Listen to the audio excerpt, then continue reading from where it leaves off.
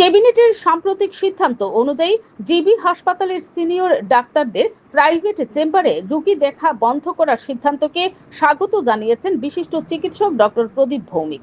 তিনি বলেন, এই পদক্ষেপ সরকারি হাসপাতালগুলিতে চিকিৎসা পরিষেবার মান আরও উন্নত করতে সহায়ক হবে এবং রোগীরা সরকারি স্বাস্থ্য ব্যবস্থায় অধিক সময় ও মনোযোগ পাবেন। সরকারের এই উদ্যোগকে তিনি সাধুবাদ জানিয়ে জনস্বার্থে গৃহীত একটি গুরুত্বপূর্ণ সিদ্ধান্ত বলে অভিহিত করেন। Bureau report, BTV Tripura news. আমরা এই বিষয়টাকে সম্পূর্ণভাবে স্বাগত জানাই এবং আমার মনে হয় সরকারিভাবে এই উদ্যোগটা অত্যন্ত ভালো উদ্যোগ এবং প্রশংসার দাবি রাখে। আমরা যদি ইতিহাস বলি, 2005 সালে যখন আগরতলা গভর্নমেন্ট মেডিকেল কলেজ তৈরি হয়, তখন কিন্তু আমরা চিকিৎসকরা চেয়েছিলাম যে Agartala government medical college private practice বন্ধ করা হোক।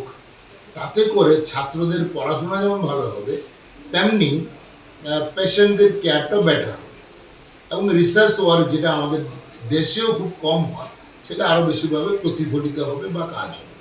তাই আমার মনে হয় যে এই প্রাইভেট প্র্যাকটিস বন্ধ হওয়াটা কোনো মতেই ক্ষতিকর নয়। জিবি হাসপাতালে সে যে চিকিৎসাটা পাচ্ছে সেটা তো পেয়ে যাবেন এবং যদিও বলা হয় যে সেখানে আরও বেশি করে পাবেন, কিন্তু দিন তো 24 ঘন্টা, একজন ডাক্তার তো হয়তো 7-8 ঘন্টা কাজ করবেন, তার বেশি তো করবেন না। অর্থাৎ সেক্ষেত্রে আরও বেশি করে ডাক্তারদের পাওয়া যাবে।